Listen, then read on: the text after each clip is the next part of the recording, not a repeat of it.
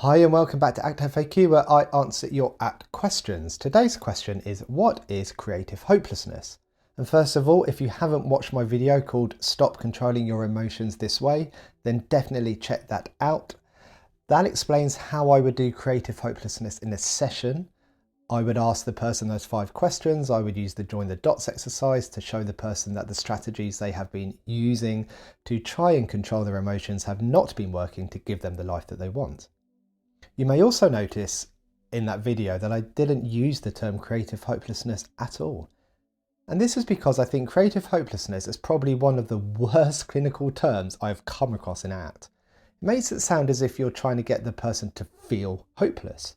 We aren't trying to suggest the person is hopeless or their future is hopeless or their life is hopeless. We aren't trying to suggest that the problem they face is hopeless. What we are trying to do is create a sense of hopelessness in the agenda of trying to get rid of difficult thoughts and feelings. We are trying to show that things like avoidance, thinking strategies, distractions, or other strategies that they use are not working for the person to live a meaningful life, and therefore it is hopeless to continue trying to use them. And so we need to try and create some new ones, hence creative hopelessness.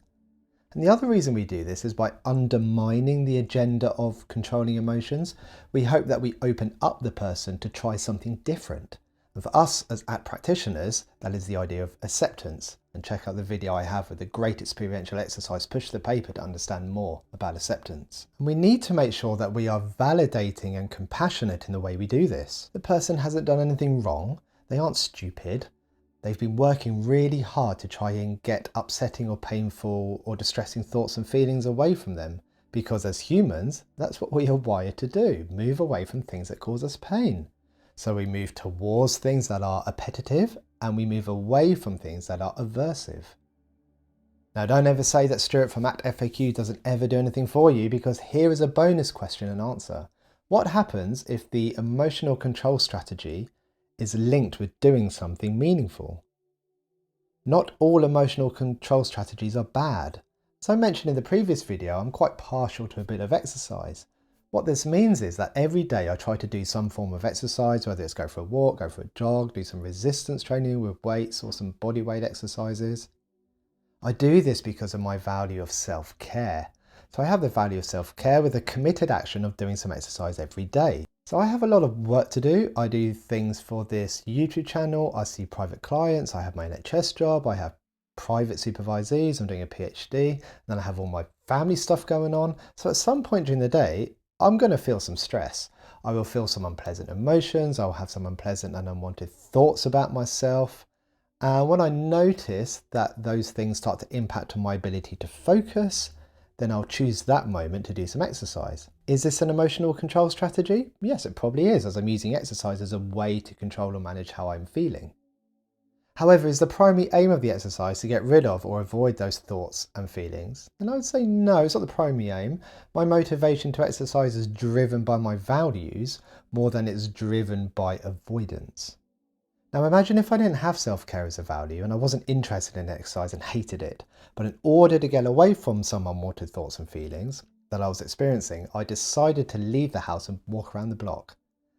Then my motivation to get out is more driven by avoidance than a value-led action. It's a fine line perhaps. How about another example where I have self-care and exercise as a value-driven behaviour, but every time I have an unwanted thought or feeling, I have to go for a run. Every single time. Then this would obviously be really excessive, and that then becomes problematic in my daily life.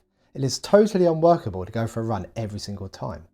So even though the behaviour is value driven, it is to the point that it causes me a problem. This is why context is so important. We have the form of the behaviour, what we actually do, in this case exercise, and we have the function of the behaviour. What is it serving us and what are we getting out of it? The devil is in the detail here, and this is why a functional analysis of the behaviour is so important to us. I hope that's given a little more information about creative hopelessness. If you found value in this video, please consider showing and subscribing to the channel. That's what allows me to continue providing this free and accessible content to you. Thank you, take care, make life meaningful. Bye bye.